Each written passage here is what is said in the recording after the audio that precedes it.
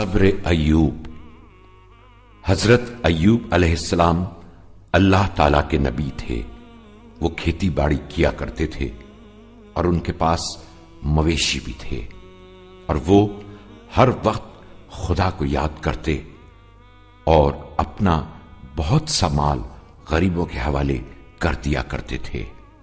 ایک دن شیطان نے اللہ تعالیٰ سے عرض کیا کہ ایوب کی ساری نیکی صرف اس لیے ہے کہ تو نے اسے بہت مال و دولت عطا کیا ہے۔ شیطان کو جھوٹا ثابت کرنے کے لیے اللہ تعالیٰ نے حضرت ایوب سے اس طرح امتحان لیا کہ ایک دن بہت زیادہ بارش ہوئی اور زبردست سیلاب آیا۔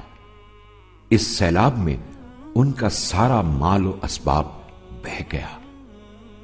شیطان نے اس موقع سے فائدہ اٹھایا اور فوراً ایک بوڑھے کے روپ میں حضرت ایوب کے پاس پہنچ گیا اور کہنے لگا، تمہارا سارا مال و اسباب سیلاب میں بہہ گیا، اگر خدا کو تم سے محبت ہوتی تو ایسا ہرگز نہیں ہوتا۔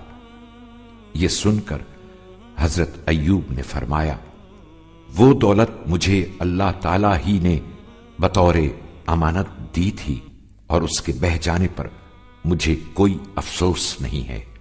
اس کے بعد حضرت ایوب نے دوبارہ محنت مزدوری شروع کر دی اور اپنی آمدنی سے غریبوں کی مدد کرتے رہے۔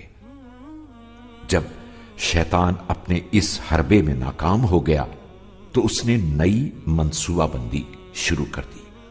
اب اس نے خدا کے حضور عرض کیا کہ چونکہ ایوب کے بہت سارے جوان بچے ہیں، اس لیے وہ سوچ رہا ہے کہ جو مال سیلاب میں بہہ گیا ہے وہ سارا اس کو دوبارہ مل جائے گا، اس لیے اب تو اس کے بچوں کو مار دے تاکہ میری بات ثابت ہو جائے۔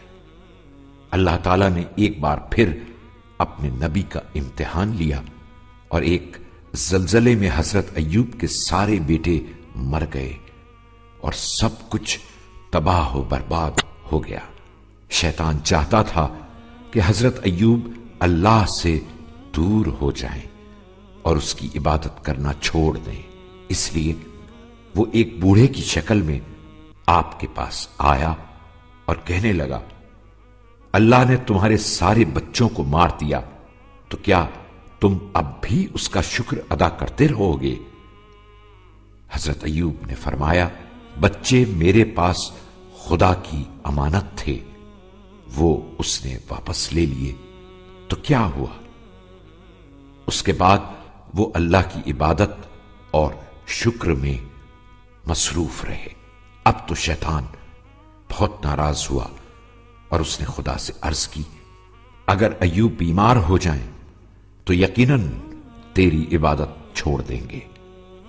اس طرح امتحان کا اگلا مرحلہ شروع ہوا اور حضرت ایوب ایسی خطرناک بیماری میں مبتلا ہو گئے کہ سب لوگوں نے ان کا ساتھ چھوڑ دیا اور ان کی بیوی سے کہا کہ ان کو شہر سے باہر لے جائیں۔